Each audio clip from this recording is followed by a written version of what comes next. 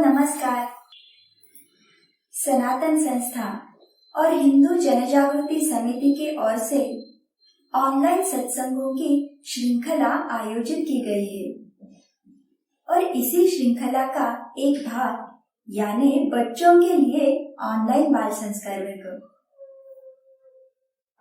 आजकल बहुत से माता पिता अपने बच्चों को लेकर परेशान रहते हैं।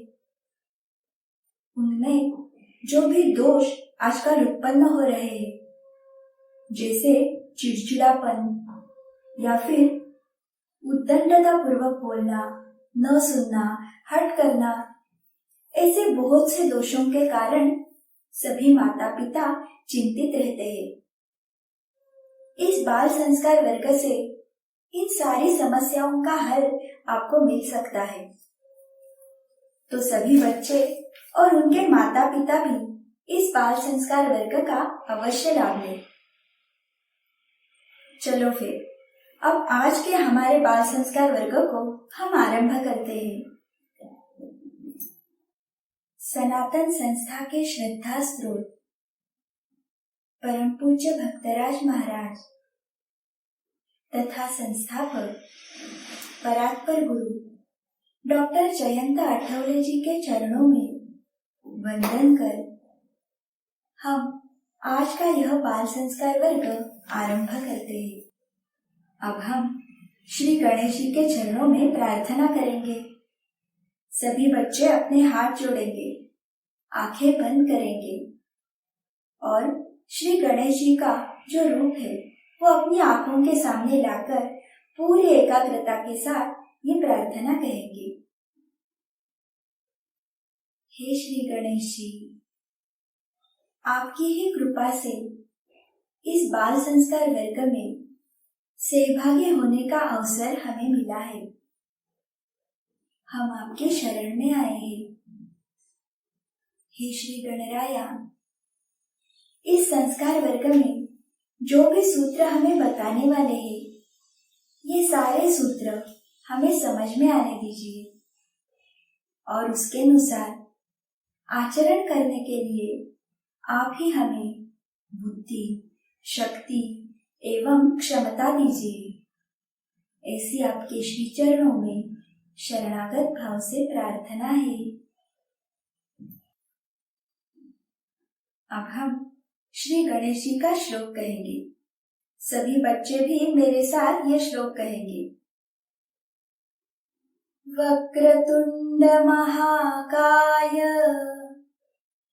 सूर्यकोटि समप्रभ निर्विघ्नं कुरु मे देव सर्वकार्येषु सर्वदा।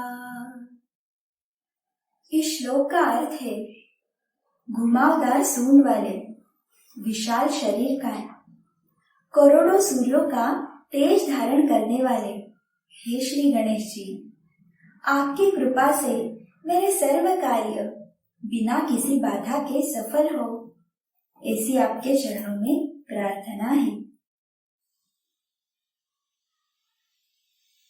बाल मित्रों, ये संस्कार वर्ग आप सभी बच्चे बहुत ही मन लगाकर देखते हो और यहाँ पे जो भी कृतियां बताई जाती है उसके अनुसार आचरण भी कर रहे हो, ये हमें पता चल रहा है और ये सब केवल भगवान की कृपा के कारण ही हो रहा है। तो चलिए, आज कौन से बच्चों ने हमें उनकी प्रतिक्रिया भेजी है, अनुभव भेजे हैं, वो हम देखते हैं।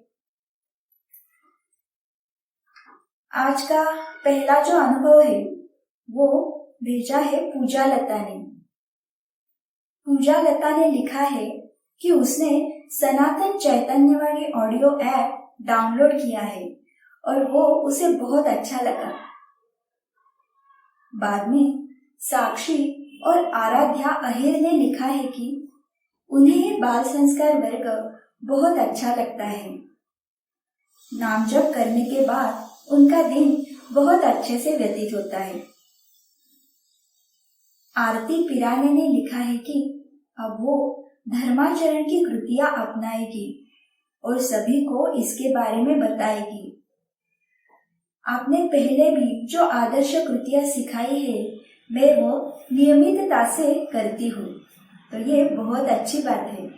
सभी बच्चों को ऐसे ही जो भी कृतियां हम बोलते हैं तो वो सारे अपने आचरण में लाने हैं। और इसके बाद श्रीनिधि मुंदड़ा ने लिखा है कि उन्हें आदर्श कृति अच्छी लगी और अब वो उसके अनुसार कृति करेगी। तो ये कुछ अनुभव हमें प्राप्त हुए हैं। बच्चों को अपने अनुभव चैट बॉक्स में डालने के बाद उसके सामने अपना नाम, अपने जिले का नाम भी अवश्य लिखना है और उसके साथ ही आपका संपर्क क्रमांक भी आप चैट बॉक्स में डालिए ताकि हम भी आपको संपर्क कर सके। बच्चों, हमारे कल के बाल संस्कार वर्ग में हमने जयद्रथ वध की कहानी सुनी थी और उसके बाद स्वभाव दोषों के कारण हमें कैसी हानि पहुंचती है ये भी हमने जान कर लिया था। तो चलो फिर आज की कहानी कौन सी है ये हम देखते हैं। आज हम मूर्ति पूजा का महत्व कहानी के द्वारा समझ के लेने वाले हैं। सभी बच्चे ये कहानी भी पूरा ध्यान देके सुनेंगे क्योंकि कहानी सुनने के उपरांत हम आपको एक प्रश्न पूछने वाले हैं। ये प्रश्न आपको स्क्रीन पे दिखाई देगा और 15 सेकंड में उस प्रश्न का योग्य उत्तर क्या है ये आपको सोच कर रखना है। ऐसे करने से आपकी जो प्रतिभा है तो उसे सुधारने का एक सुअवसर सभी बच्चों को प्राप्त होगा। सभी बच्चे तैयार है ना? चलिए फिर आज की हमारी कहानी अब हम आरंभ करते हैं। तो ये कहानी है स्वामी विवेकानंद जी की। स्वामी विवेकानंद जी भारत भर भ्रमण करते रहते थे। तो ऐसे ही भारत भ्रमण करते करते स्वामी विवेकानंद जी उत्तर भारत के राजस्थान के अलवर नगर में पहुंच गए। उस नगर में राजा मंगल सिंह का राज्य था। स्वामी विवेकानंद जी जगह जगह पर जाके प्रवचन देते थे, व्याख्यान देते थे और वे बहुत ही प्रभावी रहते थे।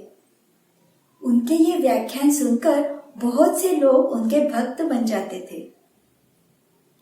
तो ऐसे ही अलवर नगर में उनका प्रवचन था। सभी वहां के लोग उनका प्रवचन सुनकर बहुत ही प्रभावित हो गए और फिर सभी लोग उनके पास आ गए और उन्हें लेकर वो राजभवन में चले गए और स्वामी विवेकानंद जी की मुलाकात राजा से उन्होंने की। राजा मंगल सिंह ये बहुत ही सुख में मग्न था, भोग में वो पूरा तल्लीन रहता था और उसके साथ ही अपनी राज्य सत्ता का उसे बहुत घमंड भी था।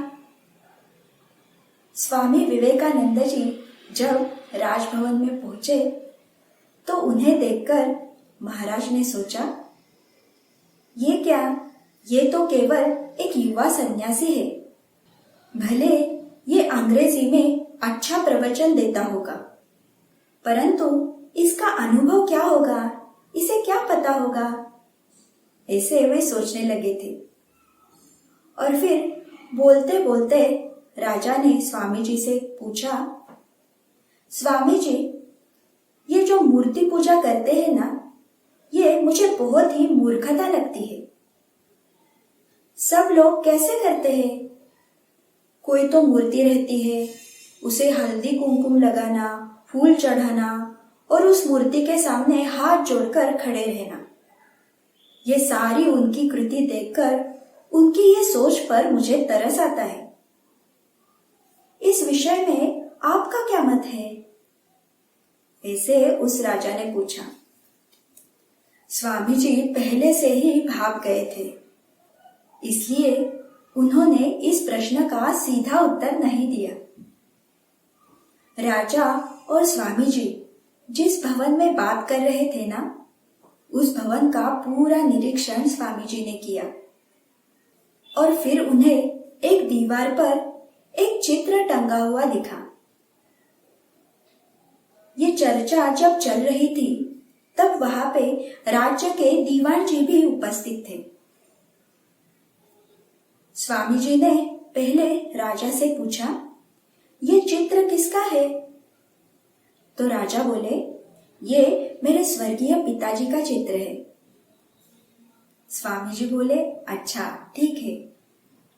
और फिर वे दीवान जी की तरफ मुड़े और उन्होंने दीवान जी को वो चित्र दीवार से निकाल कर लाने के लिए कहा। दीवान जी ने वैसी कृति की और वो चित्र लाकर स्वामी जी के पास आ गए और बाद में स्वामी जी ने दीवान जी को उस चित्र पर थूकने के लिए कहा। ये बात सुनकर दीवान जी तो कांपने लगे और राजा तो गुस्से से आग बबूला हो गया था। दीवान जी ने झुकी नजर से ही राजा की ओर देखा और फिर वो स्वामी जी से कहने लगे, स्वामी जी, ये आप क्या कह रहे हो? ये तो महाराज के स्वर्गीय पिताजी की चित्र है, आप उस पर थूकने के लिए कह रहे हो? ऐसे कैसे हो सकता है?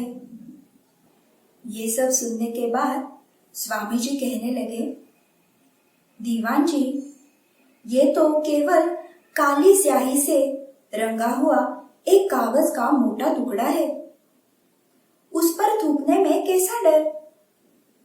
और राजा को भी इससे कुछ नहीं लगेगा। ऐसे बोलने पर स्वामी जी फिर क्रोधित राजा की ओर मुड़े और कहने लगे, राजा जी, ये आपके स्वर्गीय पिता का चित्र है, वो तो अभी जीवित भी नहीं है। फिर जब मैंने इस चित्र को काली स्याही से रंगा मोटा कागज कह दिया तब आपको इतना बुरा क्यों लगा? क्योंकि ये आपके लिए केवल चित्र नहीं है, इस चित्र में आप अपने पिताजी को देखते हो।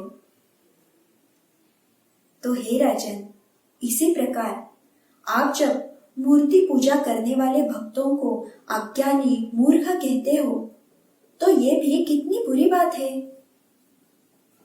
जब भी किसी देवता की मूर्ति बनाई जाती है तब उस मूर्ति में उस देवता का तत्व आ ही जाता है। राजा ये सारी बातें ध्यान देकर सुन रहा था। बाद में और आगे स्वामी जी कहने लगे, भगवान की मूर्ति केवल मूर्ति है, वो स्वयं भगवान नहीं है। ये बात तो मूर्ति पूजक भी अच्छे से जानता है, क्योंकि ये सारे भक्त भी ज्ञानी भक्त रहते हैं। परंतु निर्गुण निराकार परमेश्वर का ध्यान करने में बहुत कठिनाइयां होती है, वो इतना सरल नहीं है। इसलिए ईश्वरी साधना मार्ग में मूर्ति पूजा ये पहला टप्पा है और इसके बाद ही जो भक्त है, साधक है, तो वो आगे जाकर परमेश्वर से एकरूप होने का ध्येय प्राप्त कर लेते हैं। परंतु उसकी शुरुआत मूर्ति पूजा से ही होती है। ये सब बात सुनकर राजा को अपनी गलती का एहसास हुआ और मूर्ति पूजा का महत्व भी राजा को अच्छे से समझ में आया। तो सभी बच्चों ने ये कहानी अच्छे से सुनी ना? अब इसी से जुड़ी हुई और थोड़ी सी अलग और एक छोटी सी कहानी है, तो वो भी हम देखते हैं। तो ये कहानी है परम पूज्य वासुदेवानंद सरस्वती जी की। उनके एक शिष्य थे, तो उस शिष्य ने एक बार परम पूज्य टेंगे स्वामी यानी ही परम पूज्य वासुदेवानंद सरस्वती जी को एक प्रश्न पूछा। वो कहने लगा, महाराज, आप स्वयं देवता स्वरूप है, तो फिर भी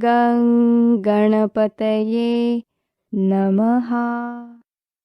ॐ गं गणपतये नमः। ॐ गं गणपतये नमः। ॐ गं गणपतये नमः।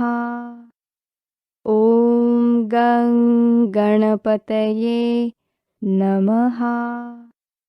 ॐ गं गणपतये नमः। ॐ गं गणपतये नमः।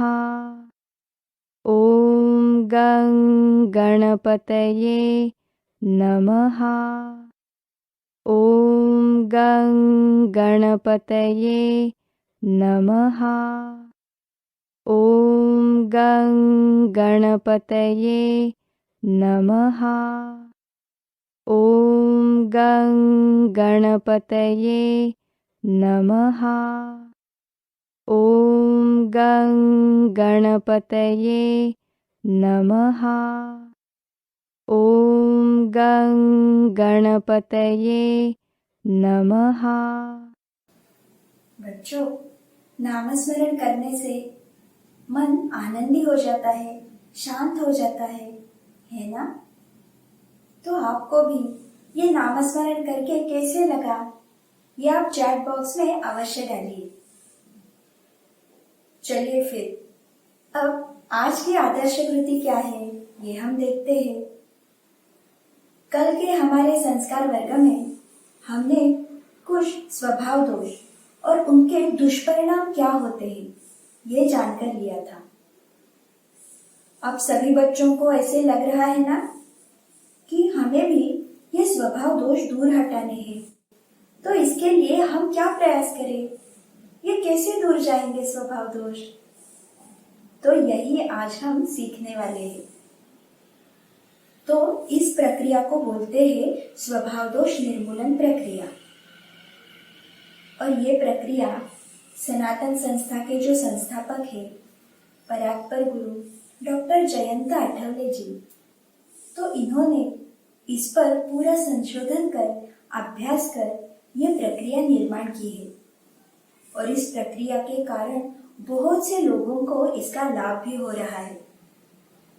तो हम सब भी उनके चरणों में कृतज्ञ रहकर ये प्रक्रिया पूरा ध्यान लगाकर सुनेंगे। तो अभी मैंने जो कहा स्वभाव दोष निर्मूलन प्रक्रिया, तो इसका अर्थ क्या है ये हम पहले जानते हैं। स्वभाव दोष निर्मूलन यानी क्या? तो हमारे में जो भी स्वभाव दोष रहते हैं उनको दूर हटाना।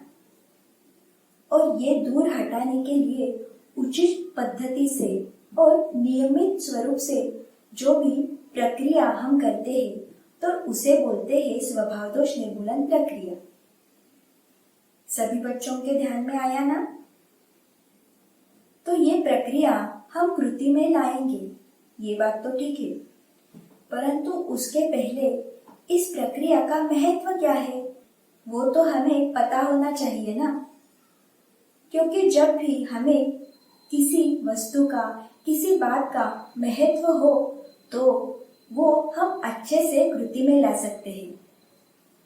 तो इसके लिए आज स्वभाव दोष निर्मूलन प्रक्रिया के इस पहले भाग में हम इस प्रक्रिया का महत्व क्या है ये जान के लेंगे। बच्चों, हमारे कल के वर्ग में हमने मन का कार्य क्या है, मन कैसे कार्य करता है, ये भी देखा था ना। तो ये जो प्रक्रिया अब हम करने वाले हैं, तो इस प्रक्रिया से हमारे मन की शुद्धि होने वाली है। बच्चों, हम हर दिन स्नान करते हैं, जिसके कारण क्या होता है, तो हमारा शरीर शुद्ध हो जाता है, शरीर स्वच्छ होता है। तो ये प्रक्रिया करने से हमारा मन स्वच्छ हो जाने वाला है। तो इसका बहुत ही लाभ होगा हमें। और उसके साथ ही हमारे मन पर बाह्य मन, अंतर मन हमने कल देखा था ना। तो इस मन पर जो भी बुरे संस्कार है ना, तो ये गलत संस्कार हमें अगर मिटाने हैं तो उनका जो मूल केंद्र है वो हमें पहले मिटाना चाहिए। और ये बात हम स्वभाव दोष निर्मूलन प्रक्रिया से आसानी से कर सकते हैं। तो ये बहुत ही महत्वपूर्ण पहला लाभ है प्रक्रिया का। उसके बाद कल हमने स्वभाव दोषों के कारण अपनी कैसे हानि होती है ये भी देखा था। स्वभाव दोषों के कारण व्यक्ति का जीवन दुखी हो जाता है, निराशाजनक हो जाता है, वो व्यक्ति आनंदी नहीं रह पाती। परंतु जब हम ये प्रक्रिया करेंगे तो उसके कारण हमें अच्छे अच्छे गुण विकसित हो जाएंगे और उन गुणों के कारण अपना जीवन आदर्श, आनंदी ऐसे हो सकता है। ये हुआ दूसरा लाभ। बच्चों, आजकल हम देखते हैं बहुत से बच्चे उनका व्यक्तित्व विकसित करने के लिए क्या क्या करते हैं। तो पढ़ाई में अच्छे अंक प्राप्त हो, बड़े होकर अच्छे बने, इसलिए बहुत प्रयास करते हैं। जिस क्षेत्र में उनकी रुचि है उसमें कुशलता प्राप्त करने के लिए वो प्रयास करते हैं। उसके बाद विविध भाषाएं सीखते हैं, अपना शरीर अच्छा बनाने के लिए खेल खेलते हैं, व्यायाम करते हैं, ये भी करते हैं। तो ऐसे बहुत से मार्ग वो करते हैं। क्योंकि उन्हें अपना व्यक्तित्व सुधारना होता है। कई बच्चे तो व्यक्तित्व सुधारने वाले संस्थाएं रहती है, तो उन संस्थाओं को बहुत बड़ा अधिक मूल्य देके वहां पे जाकर ये सीखते हैं कि व्यक्तित्व कैसे विकसित करना चाहिए। परंतु बच्चों, मुझे बताओ, अगर उस बच्चे में या फिर व्यक्ति में बहुत सारे दोष हो, दुर्गुण हो, तो वो व्यक्ति किसी को अच्छी लगेगी क्या? जैसे अगर व्यक्ति में डर है या फिर समाज में जाकर वो नहीं बोल सकता, कम बोलता है, दूसरों की मदद नहीं करता, तो ये सारे दोष जब कम होंगे ना, तभी अच्छी तरीके से उसका व्यक्तित्व विकसित होगा। और यही उचित मार्ग है बच्चों। ऐसी दोष विरहित जो व्यक्ति रहती है ना, तो वही अन्य व्यक्तियों को और समाज को भी प्रभावित कर सकती है। तो इसलिए व्यक्तित्व विकास करने के लिए स्वभाव दोष निर्मूलन अनिवार्य है। हम अब जब ये स्वभाव दोष निर्मूलन प्रक्रिया करेंगे ना, तो इससे केवल व्यक्तित्व विकास ही नहीं, अपितु एक गुणवान और गुणी व्यक्तित्व का विकास हो सकता है। तो इतना इस प्रक्रिया का महत्व है। इसके साथ ही बहुत से बच्चे जब कठिन प्रसंग आते हैं तो घबरा जाते हैं, वो उसका सामना नहीं कर पाते। इस प्रक्रिया से क्या होगा, तो उनका मन स्थिर और दृढ़ हो सकता है और उसके साथ ही उनकी विवेक बुद्धि जागृत हो जाएगी, जिसके कारण कोई भी प्रसंग को वो स्थिरता से सामना कर सकते हैं। और उसके साथ ही हमारे मन में जो भी अनुचित, अनावश्यक विचार आते हैं, तो इन विचारों की जो श्रृंखला रहती है, उनका जो कार्य रहता है, वो भी कम करने में इस प्रक्रिया से सहायता हो सकती है। तो ये भी इस प्रक्रिया का एक बहुत बड़ा लाभ है। और इन सब से और एक महत्वपूर्ण बात यह है कि जब हम ये प्रक्रिया करेंगे तो हमारी मन की ऊर्जा जो अनावश्यक बातों में व्यर्थ जाती है ना, वो नहीं जाएगी और उसके कारण हमारी कार्य क्षमता बढ़ती है। और आज के प्रतियोगिता युग में सभी स्थानों पर शीर्ष रहने के लिए इससे अवश्य तो सहाय होगा। तो सभी बच्चों को इस स्वभाव दोष निर्मूलन प्रक्रिया का महत्व ध्यान में आया ना? तो हमें अब अपने स्वभाव दोषों पर विजय प्राप्त करनी है। तो इसीलिए हम ये प्रक्रिया आज से सीखने के लिए प्रारंभ कर रहे हैं। अब इसके बाद आने वाले हमारे जो संस्कार वर्ग है, तो उसमें एक के बाद एक करके हम ये प्रक्रिया सीखने वाले हैं। तो उनमें हम क्या क्या सीखेंगे वे अब हम देखते हैं। तो जैसे आज हमने स्वभाव दोष निर्मूलन प्रक्रिया का महत्व देखा, उसके बाद आगे आगे हम अब देखने वाले हैं स्वभाव दोषों की सूची निकालना, उसके बाद स्वभाव दोष सारणी लिखना, बाद में स्व सूचना तैयार करना, सूचनाओं के सत्र करना, इसके बाद अपनी गलती के लिए स्वयं से ही स्वयं को दंड देना यानी प्रायश्चित्त लेना और नाम जप करना, और उसके साथ ही स्वभाव दोष निर्मूलन के लिए भगवान की प्रार्थना करना और अपने स्वभाव दोष निर्मूलन प्रक्रिया का ब्यौरा दूसरों को देना। ये सारी बातें हम अब आगे की संस्कार वर्ग में सीखने वाले हैं। तो आज हमने इसकी प्रस्तावना देखी है। तो आने वाले जो संस्कार वर्ग है ना, ये बहुत ही महत्वपूर्ण रहेंगे, क्योंकि इन संस्कार वर्ग में हम ये स्वभाव दोष निर्मूलन प्रक्रिया सिखाने वाले हैं। तो सभी बच्चे ये प्रक्रिया सीखने के लिए तैयार है ना? और ये प्रक्रिया सीखकर उसके अनुसार कृति कर सभी बच्चे गुणी बनेंगे। ऐसा सभी बच्चे करेंगे ना? चलिए फिर अब हम आगे की सत्र की ओर जाते हैं। बाल मित्रों, अब इसके बाद हम गणपति अथर्व शीर्ष आज सुनने वाले हैं। जिन बच्चों के पास इस स्तोत्र की पुस्तिका हो तो वो पास में लेके बैठ सकते हैं और पुस्तिका देखकर ये स्तोत्र हमारे साथ कह सकते हैं। सभी बच्चे अपने हाथ जोड़ेंगे, अपना मन श्री गणेश जी के चरणों में एकाग्र करेंगे और पूरा मन लगाकर ये स्तोत्र सभी बच्चे कहेंगे। सभी बच्चे तैयार है ना? चलो फिर अब हम श्री गणपति अथर्व शीर्ष आरंभ करते हैं।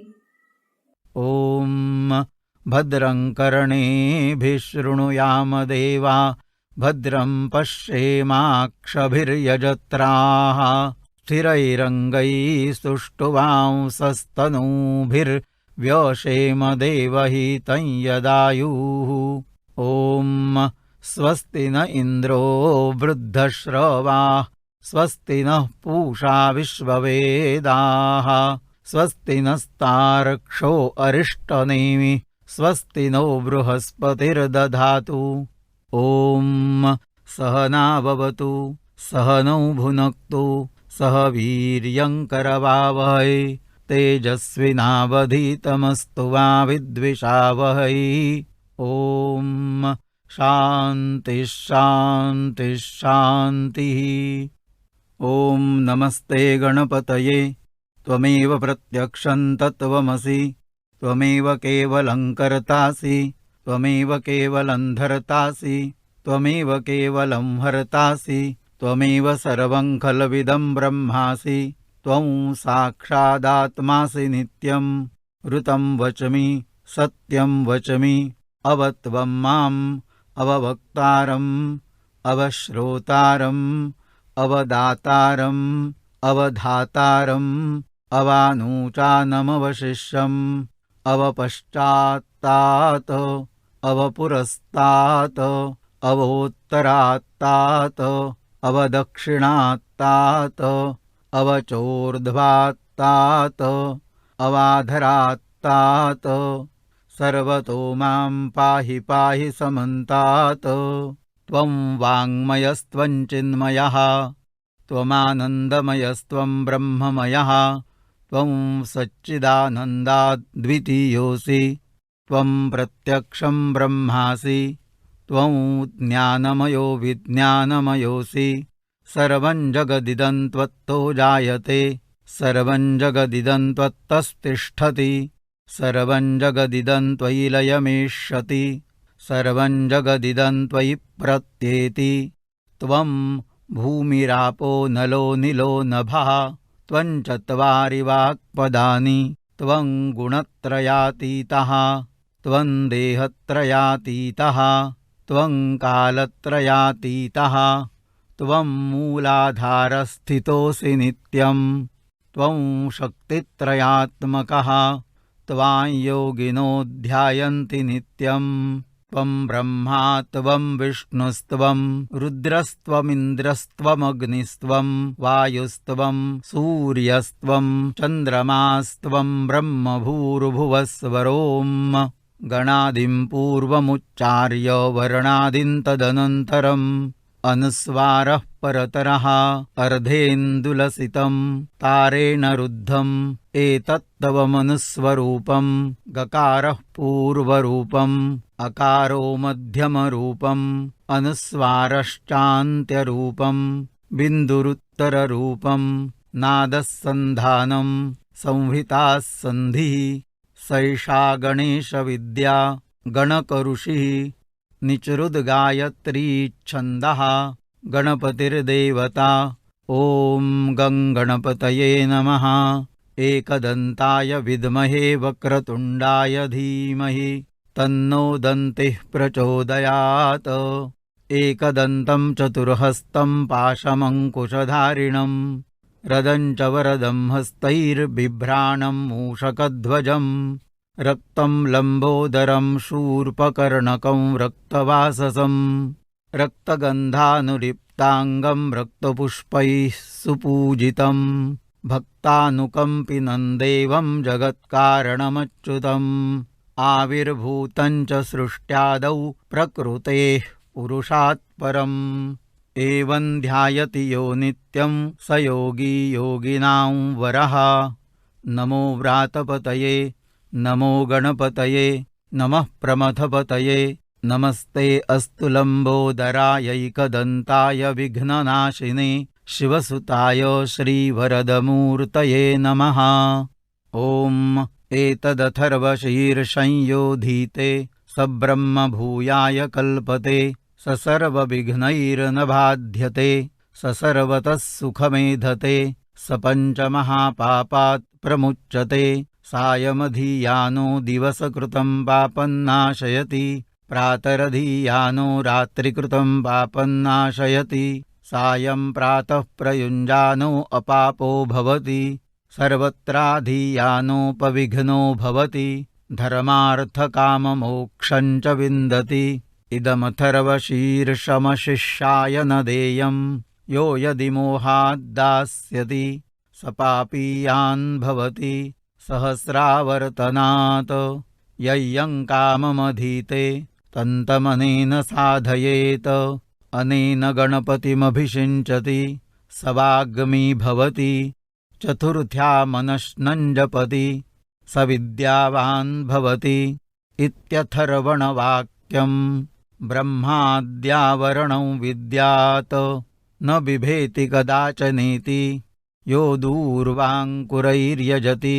स वै श्रवणोपमो भवति यो लाजैर्यजति स यशोवान् भवति स मेधावान् भवति यो मोदकसहस्रेण यजति स वाञ्छितफलमवाप्नोति यः साज्यसमिद्भिर्यजति स सर्वं लभते स सर्वं लभते अष्टौ ब्राह्मणान् सम्यग्राहयित्वा सूर्यवर्चस्वी भवति सूर्यग्रहे महानद्यां प्रतिमासन्निधौ वा जप्त्वा सिद्धमन्त्रो भवति महाविघ्नात् प्रमुच्यते महादोषात् प्रमुच्यते महापापात् प्रमुच्यते स सर्वविद्भवति स सर्वविद्भवति य एवं वेद इत्युपनिषत् ॐ भद्रं कर्णेभिः शृणुयाम देवा भद्रं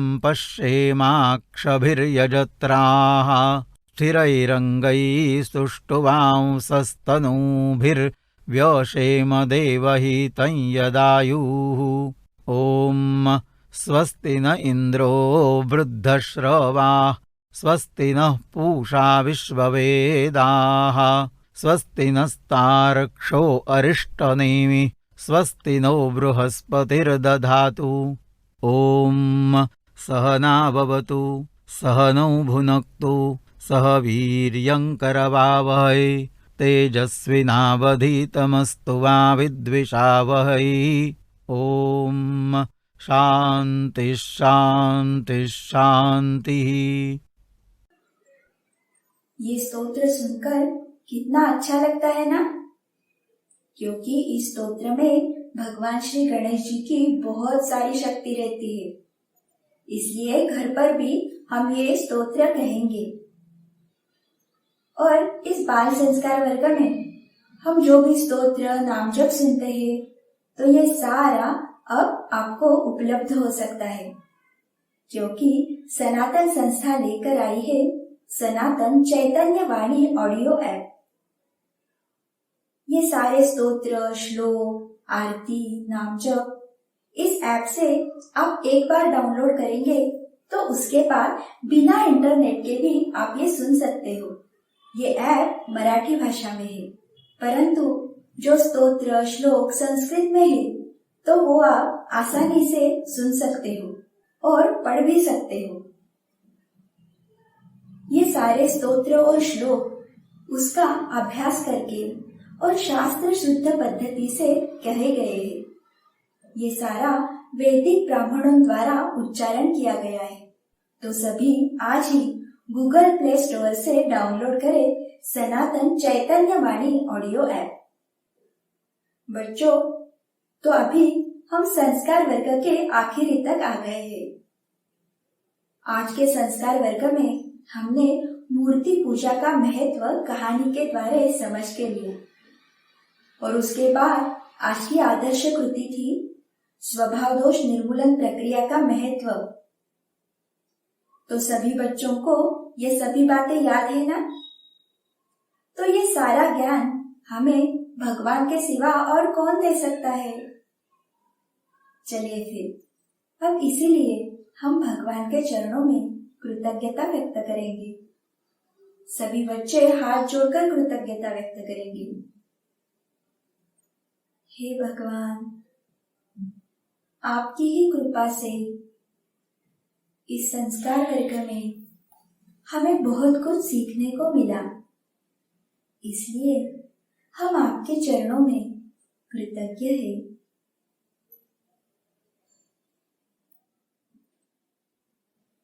बच्चों, इस बाल संस्कार वर्ग के बारे में अपने सभी मित्रों को अवश्य बताना। ये करने से भी आपकी ये बहुत बड़ी धर्म सेवा और ईश्वर की सेवा ही होने वाली है। और उसके साथ ही आपको ये संस्कार वर्ग कैसे लग रहा है, ये हमें अवश्य बताइए। उसके लिए ऑनलाइन स्क्रीन पे जो तलपट्टी जा रही है, वहाँ पे हमारा संपर्क क्रमांक भी दिया है, और हमारी जो वेबसाइट है www.balsanskar.com, इसे भी अवश्य भेज दें। चलो फिर बाल मित्रों, आज की कहानी सभी बच्चों को अच्छी लगी ना? तो कल फिर से ऐसी ही नई प्रेरक कहानी सुनने के लिए सभी बच्चे जुड़ेंगे ना? और कल हमें स्वभाव दोष निर्मूलन प्रक्रिया का आगे का भाग भी सीखना है। आज के इस संस्कार वर्ग में हम यहाँ पर ही रुकेंगे। कल तक के लिए नमस्कार।